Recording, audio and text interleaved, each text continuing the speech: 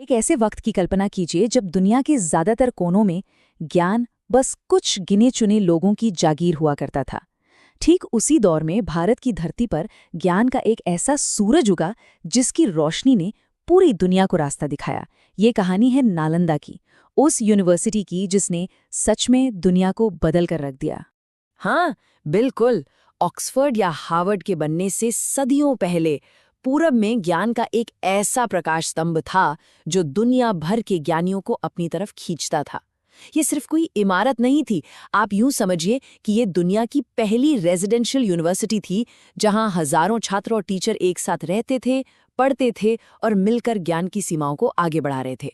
तो चलिए जरा समय में पीछे चलते हैं और इस महान संस्थान के इतिहास की गहराइयों में उतरते हैं। आखिर वो क्या वजहें थी जिनसे नालंदा का जन्म हुआ और कैसे कैसे ये ज्ञान का इतना बड़ा सेंटर बन गया। तो देखिए, नालंदा की नींव रखी गई थी 5वीं सदी में, गुप्त साम्राज्य के सुनहरे दौर में। सम्राट कुमारगुप्त प्रथम ने इसे बनवाया था। ये उस वक्त के मगध यानी आज के बिहार में था। और ये कोई छोटी मोटी संस्था नहीं थी। ये करीब करीब 700 सालों से भी ज्यादा वक्त तक ज्ञान का एक ग्लोबल हब बना रहा। सोचिए जरा, कितनी ही पीढ़ियों को इसने प्रेरित किया होगा। लेकिन सिर्फ ये जानना कि इसकी स्थापना कब हुई उतना काफी नहीं है ना? असली जादू तो इसकी दीवारों के अंदर था। तो चलिए दरवाजे खोलते हैं और देखते हैं कि इस महान यूनिवर्सिटी के अंदर जिंदगी आखिर थी कैसी। वहां ज्ञान का कैसा सागर बहता था और कौन थे वो लोग जिन्हें इसमें डुबकी लगाने का मौका मिलता था।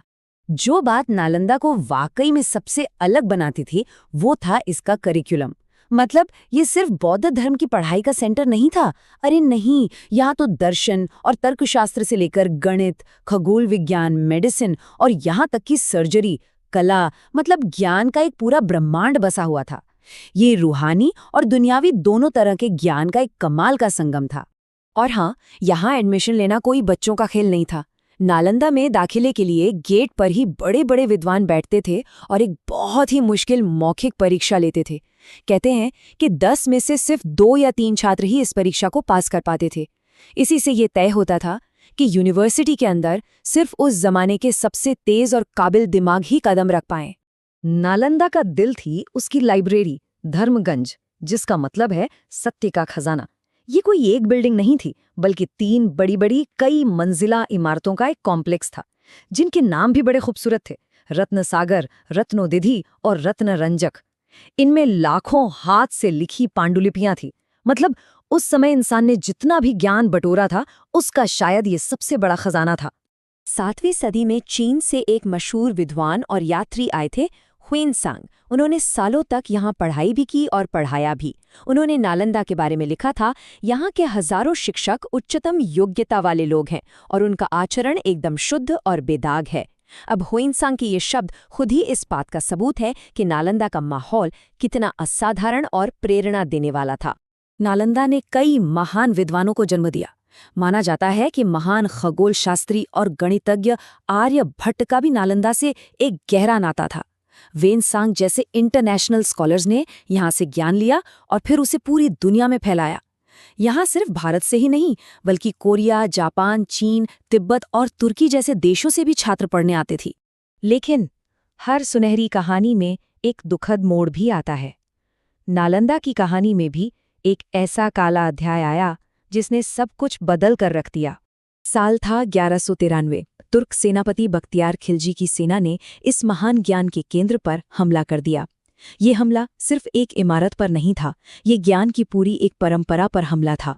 कहते हैं कि इसकी महान लाइब्रेरी धर्मगंज में आग लगा दी गई और ये 3 महीनों तक जलती रही। जरा सोचिए, सदियों से इकट्ठा की गई लाखों किताबें, ज्ञान का वो अनमोल खजाना बस धुएं में तब्दील हो गया। ये सिर्फ भारत के लिए नहीं, बल्कि पूरी दुनिया के लिए एक ऐसा नुकसान था जिसकी भरपाई कभी नहीं हो सकती। लेकिन कहते हैं ना, ज्ञान की लौ को हमेशा के लिए नहीं बुझाया जा सकता। सदियों की खामोशी के बाद नालंदा की आत्मा ने एक बार फिर से जन्म लिया है। और दिलचस्प बात यह है कि पुराने और नए नालंदा की आत्मा आज भी एक ही है। दोनों का मिशन है सीखने और बातचीत का एक ग्लोबल सेंटर बनना। बस फर्क इतना है कि जहां पहले प्राचीन दर्शन और विज्ञान पर जोर था, वहीं अब सस्टेनेबल डेवलपमेंट, इतिहास और इकोलॉजी जैसे मॉडर्न सब्जेक्ट्स पर रिसर्च हो रही है। लेकिन वो जो अंतर्राष्ट्रीय सहयोग और विचारों की आज़ादी वाली भावना थी, वो आज भी वैसी ही है। साल 2010 में उसी ऐतिहासिक जगह के पास नई नालंदा यूनिवर्सिटी को फिर से जिंदा किया गया। इसका मकसद एक बार फिर से दुनिया के देशों के बीच एक पुल बनना है, ठीक वैसे ही जैसे ये प्राचीन काल में था। ये वाकई शिक्षा और संस्कृति के फिर से उठ खड़े होने का एक बहुत बड़ा प्रतीक है। तो आखिर में नालंदा की ये कहानी हमें सिखाती क्या है? इसकी विरासत आज भी इतनी मायने क्यों रखती है? देखिए, नालंदा सिर्फ ईंट और पत्थर का एक खंडहर नहीं है, ये एक विचार है। ये इस बात का विचार है कि ज्ञान की कोई सरहद नहीं होती।